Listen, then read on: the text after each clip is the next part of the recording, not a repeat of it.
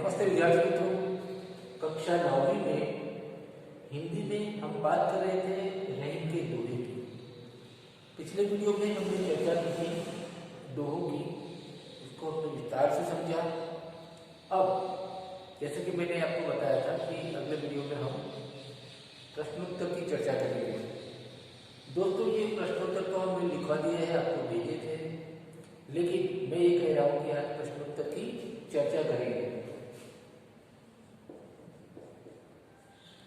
प्रश्नों को समझना है, उत्तर को भी समझना है, तो आखिरी एग्जाम तक आपको वो याद रहे।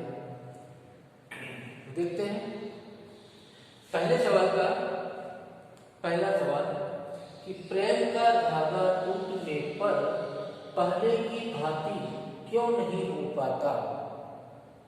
प्रेम का धागा अगर एक बार टूट जाए तो पहले की तरह क्यों नहीं हो पाता।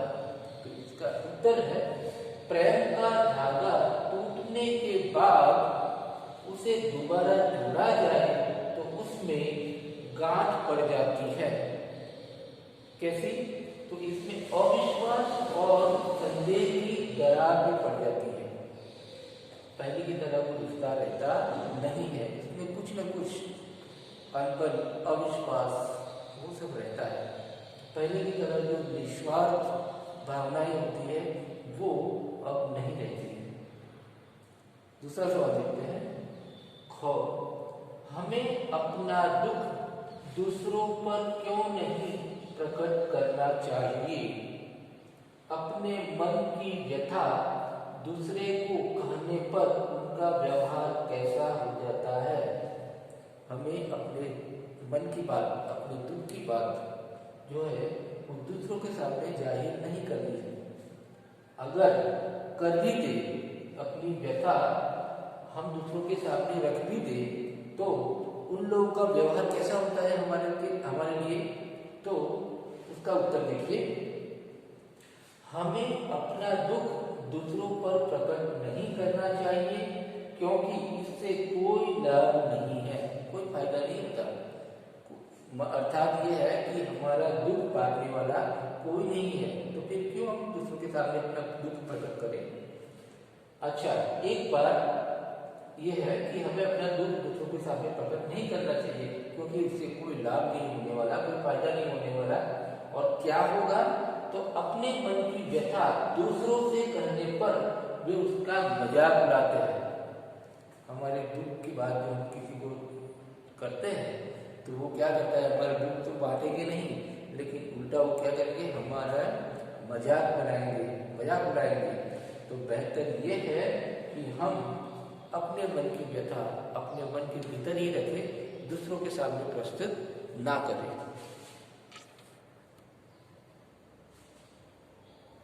दूसरे सवाल देखते हैं। रहीम ने सागर की अपेक्षा का मतलब उसके बदले अपेक्षा पंकजल को धन्य क्यों कहा है। रहीम जी ने कीचड़ के पानी, पंक या कीचड़ और कीचड़ के पानी को धन्य कहा है, महान कहा है।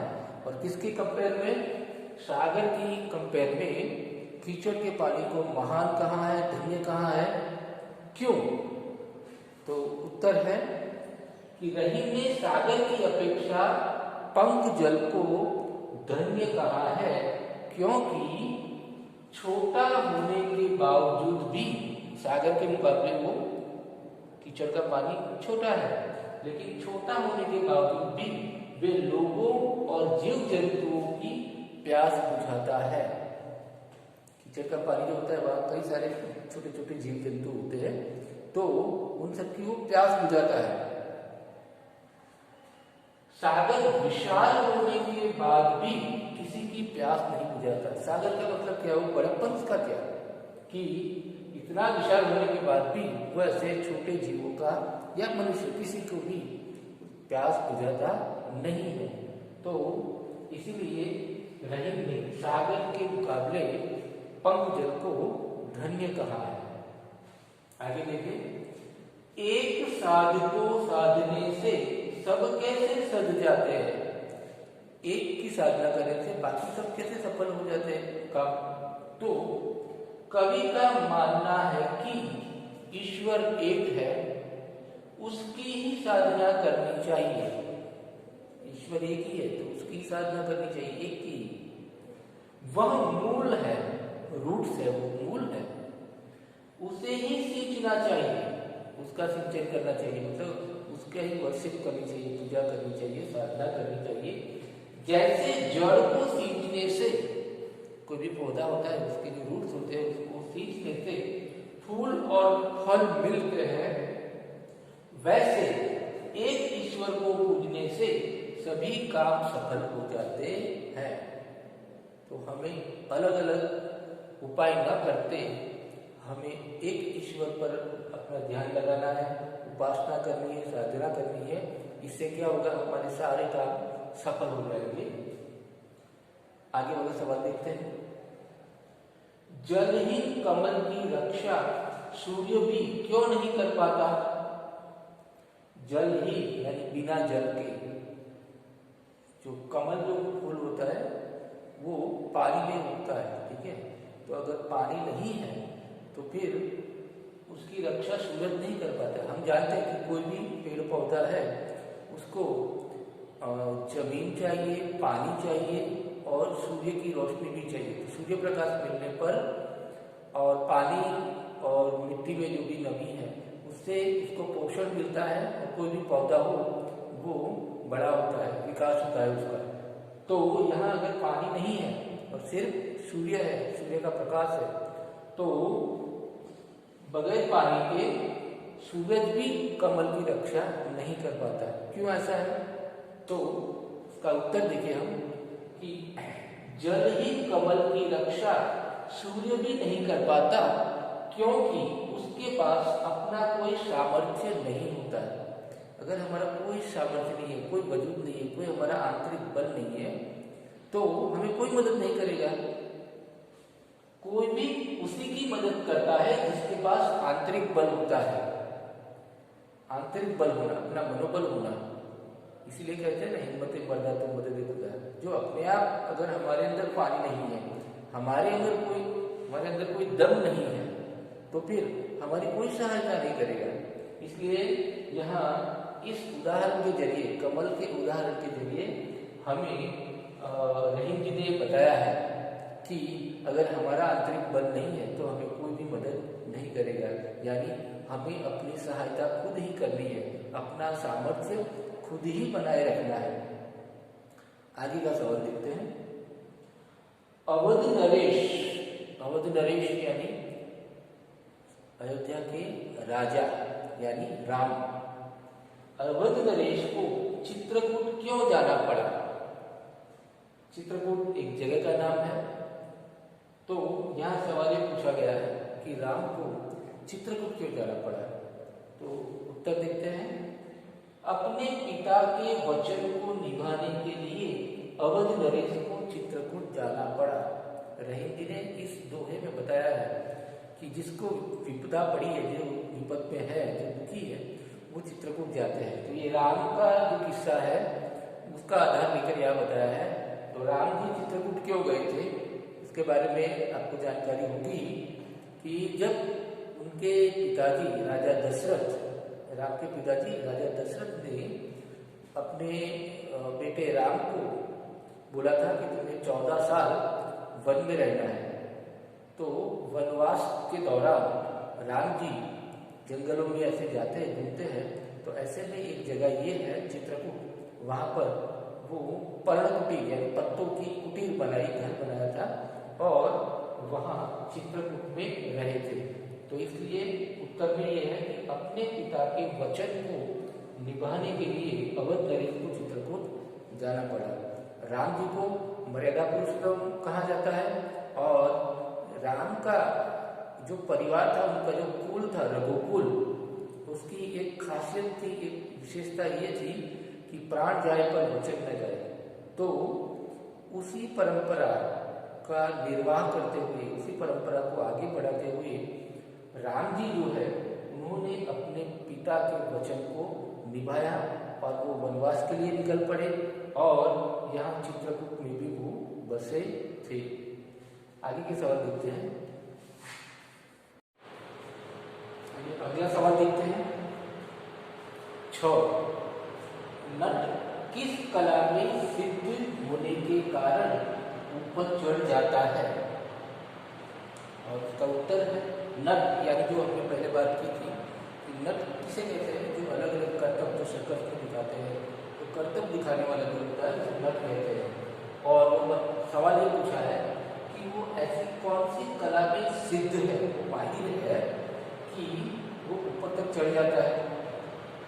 तो उत्तर ये है कि नट कुंडली मारने की कला में सिद्ध होने के कारण ऊपर चढ़ जाता है। कुंडली जो अपने आप को सुकून करके वो रिंग जो होती है जलती हुई, उसमें से कैसे ऊपर तक चढ़ जाता है, तो उसकी वो कला में माहिर है। कुंडली मारने की कला में अपने आप को सुकून करके सिमट करके फिर किसी रिंग से गुजरना है, वो कुंडली मारने की कला में वो सिद्ध है, एक्सपर्ट है, इसीलिए वो ऊपर चढ़ जाता है। आगे देखिए। जो मोती, मानुष और चूर्ण के संदर्भ में पानी के महत्व को स्पष्ट कीजिए। यहाँ मोती जो होता है उसके संदर्भ में पानी की क्या बात की है? और मानुष यानी मनुष्य और चूर्ण चूड़ा, तो इनके पानी के महत्व को किस तरह से इनके जरिए बताया है यहाँ पर? तो उत्तर में देखते हैं, समझते हैं। मोती के संदर्भ में अर्थ है चमक। मोती का पानी क्या है? तो उसकी चमक है। इसके बिना मोती का कोई मूल्य नहीं है। अगर मोती में उसकी चमक नहीं होती तो फिर उसका कोई मूल्य नहीं होता। तो प्लास्टिक के दाने की तरह होता है, अगर उसमें वो चमक नहीं है तो चमक के आधार पर उसका महत्व जो है वो आंका जाता है। तो इसलिए मोती में पानी का महत्व है, मतलब मोती में पानी किसको बताया है? उसकी चमक को बताया है। चमक के बिना मोती अधूरा है, उसकी कोई कीमत नहीं, कोई मूल्य नहीं है। आगे देखिए। मानुष के संदर्भ में अर्थ है मान सम्मान।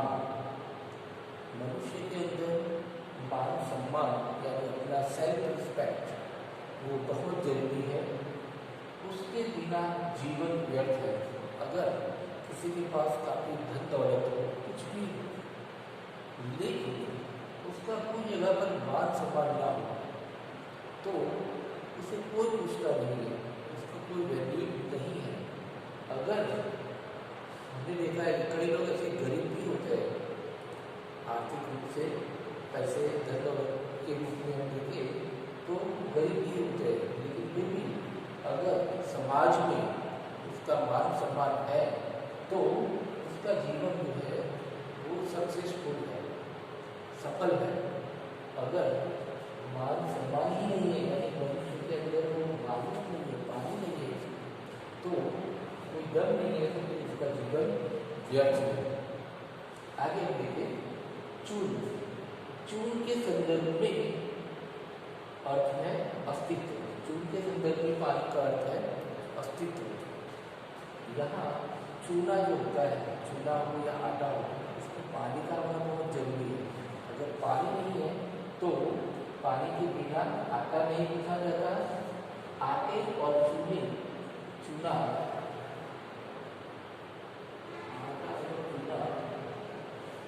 दोनों में पानी की आवश्यकता होती है। अगर वो नहीं है तो उसका कोई मूल्य नहीं है, कोई महत्व नहीं है। तो चाहे वो मोती हो, मानुष हो या मनुष्य हो या चूना हो, उसमें पानी की आवश्यकता रहती है।